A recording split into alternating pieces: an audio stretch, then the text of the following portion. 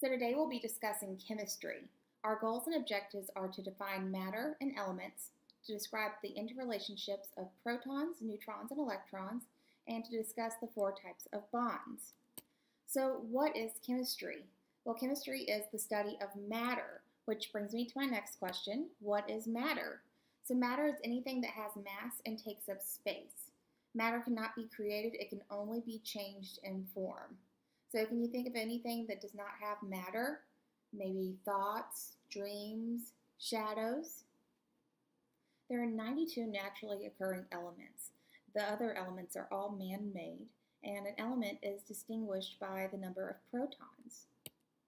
A compound is two or more different elements combined in a fixed ratio.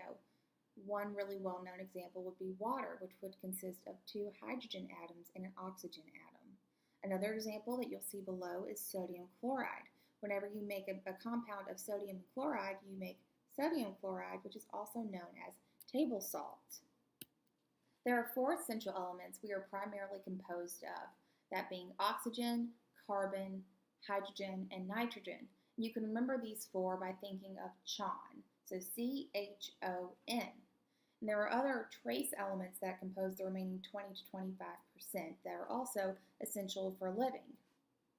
Now, if you are short or have a deficiency in any of these elements, there could be some devastating consequences. One example is when you have an iodine deficiency, the thyroid gland can actually swell and form what's called a goiter, which you see here on this individual. Now, this isn't a common occurrence in the U.S., and that's because iodine is actually added to our salt. So, an atom is the smallest unit of matter that still retains the properties of an element. And so, an atom can be further broken down into its subatomic particles. The first being protons.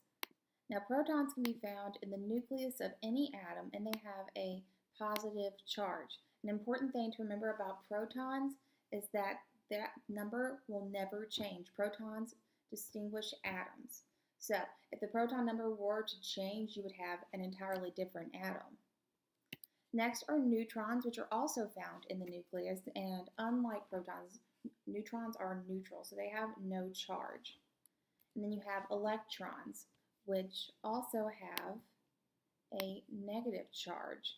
Now, electrons can be found in the shells surrounding the nucleus, and they circle around the nucleus in what's called the electron cloud. Now, if you've ever shocked somebody or felt an object shock you, you know that's a static electricity. All that is just a temporary ripping off of an electron. So remember that the number of neutrons and electrons can change, but the number of protons can never change. And just so you know, atoms are measured in daltons, but daltons are equal to grams. So every atom can be found on the periodic table, and the periodic table can be broken into rows, which would be going across, and these have different energy levels. There's also columns, which are referred to as families or groups. So you can actually number our families. The first right here being the alkali metals, our second family being the alkaline earth metals. And then we're going to skip over and go to our boron group, which is 13, our carbon group, which is 14, nitrogen 15, our oxygens are 16, our halogens are 17, and then our noble gases, which is family 18. Now, valence is the outermost energy level of an atom, and this is where we're actually getting our reactivity. So a valence electron, or the number of valence electrons, can be found by looking at the column in which you find the atom. So if you were to look at hydrogen, it has one valence electron. If you were to come over to fluorine, it would have 7 valence electrons. And again, that's the number of electrons in its outermost shell. Now, most of these atoms want to follow the octet rule, which is the want to have 8 valence electrons in the outermost shell. And our noble gases that you see right here are the only atoms that actually have those eight valence electrons in its outermost shell because every atom is wanting to be stable.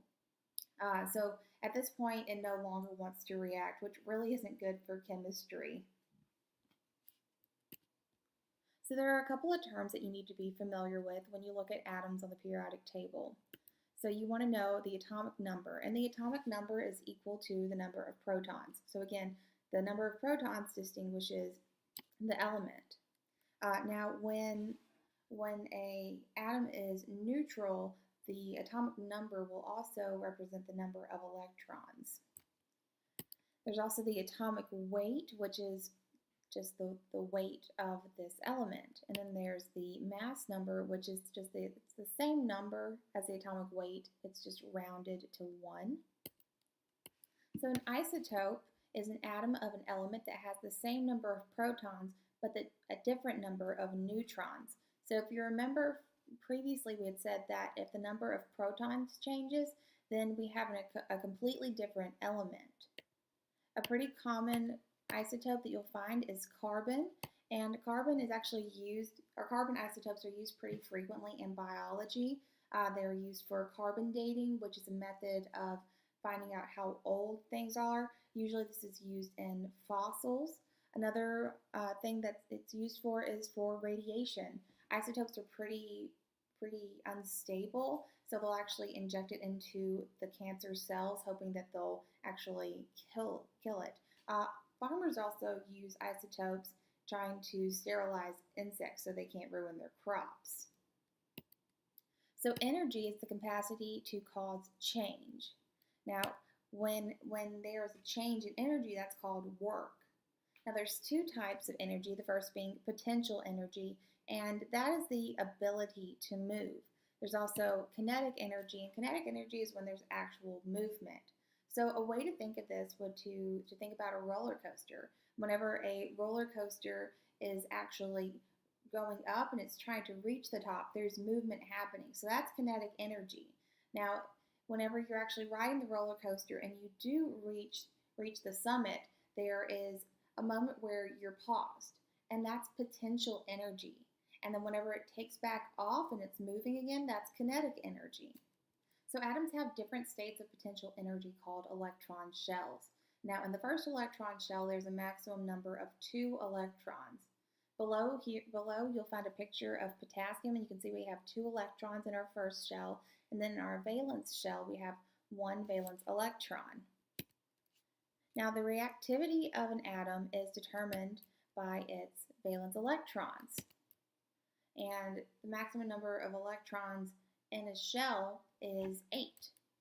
Now, whenever an element has, or whenever an atom has reached 8 electrons in that valence shell, it's considered inert or stable. So based on electron configuration, which of these elements would exhibit chemical behavior most like that of oxygen? To find the answer to this question, you'll want to refer back to your periodic table and see which atom is in the same family as oxygen. Which drawing depicts the electron configuration of neon? So there's 2 ways you can solve this. You can either count all the electrons and see which matches the atomic number, or you can count the number of valence electrons in neon. There are 4 different types of chemical bonds. The first being a covalent bond, which is formed when 2 atoms share a pair of valence electrons, and this is the strongest type of bond. The next is an ionic bond, and this is whenever a metal loses an electron to a non-metal. And typically you'll see this whenever something from the left side of the periodic table is combining with the right side of the periodic table. And this is also a fairly strong bond. And then you have hydrogen bonds, which you see between different water molecules. Now remember, you'll see hydrogen bonds between the O and H of water molecules when they're forming together, but it's different from the covalent bonds that are actually formed between the atoms of a single water molecule. And then you have the van der Waals interactions, which is just a fleeting attraction of molecules to molecules. It's very momentary, so you can think of like a weak magnet. So molecules, when 2 or more atoms, they can be the same or they can be different, are being held together by covalent bonds. Again, this is a sharing of the electrons, and they give both of these elements the magic number of 8 in their outer shells. So there can be single bonds, as you see here between the two hydrogens, and in a single bond you would find 2 electrons. There can also be double bonds, like we see here, and you can count that there's a total of 4 electrons. And then you can have a triple bond, which would give you the maximum number of 6 electrons. Valence is typically thought of as the number of electrons needed to fill the outermost shell of an electron. But since there are a few exceptions to the rule, the correct definition is the number of bonds an atom can form. One example would be a neutral carbon. It has a valence of 4 because it can form 4 bonds with other atoms, and it can accept 4 electrons to fill its outer shells. So which drawing depicts an atom with a valence of 2? So compounds are 2 or more different atoms in a fixed ratio held together by a covalent bond. Now if you look here at the single water molecule, you'll notice that you see the covalent bonds between the oxygen and the hydrogen. So here's one covalent bond and another. Now carbon is great because it can actually form 4 covalent bonds. And again, just remember, covalent bonds are the sharing of electrons. So electronegativity will increase from left to right on the periodic table and from the bottom to the top. Now remember that the last column are noble gases. They don't want to react because they're stable, so they're not going to be included in this. But if you were to look at a periodic table and you wanted to figure out the most electronegative atom, then you would find that that's fluorine. Now if you wanted to find the least electronegative atom, then you would find that that would be francium. An ionic bond is formed when an atom either gains or loses an electron. And whenever this occurs, we get an anion and a cation. So it's important to remember that anions have a negative charge and cations have a positive charge. And I remember this by thinking of the T in cations as a positive sign, and then from that you can remember that anions are negative. So if we look at this reaction below, we see that a sodium is losing an electron to chlorine. So because electrons have a negative charge and the sodium is losing that negative charge and chlorine is gaining it, that would make our sodium the cation and our chlorine the anion.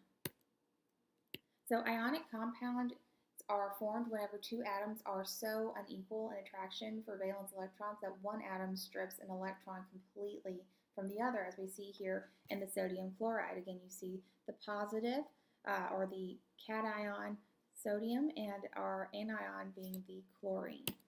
Then we have our hydrogen bonds, which we discussed a little bit during our last lecture. So hydrogen bonds are weak and brief, but they have a very important role in biology. They're found between the nucleotides in our DNA.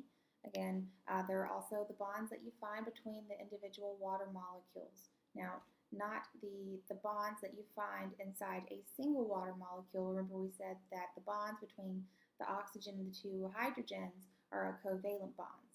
But between multiple water molecules, you'll find those hydrogen bonds.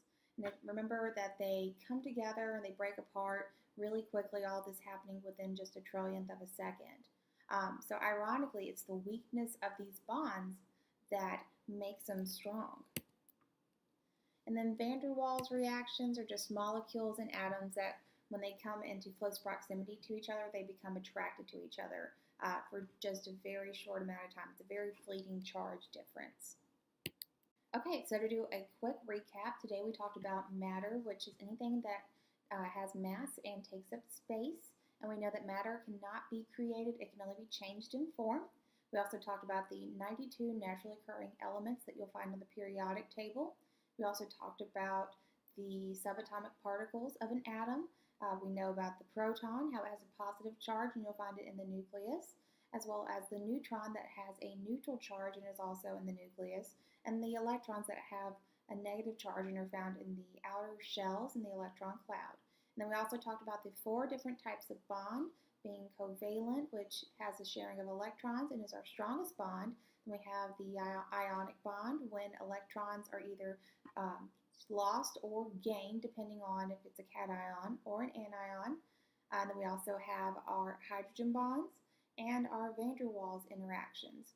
All right, guys, I hope this was helpful, and I will see you in the lab.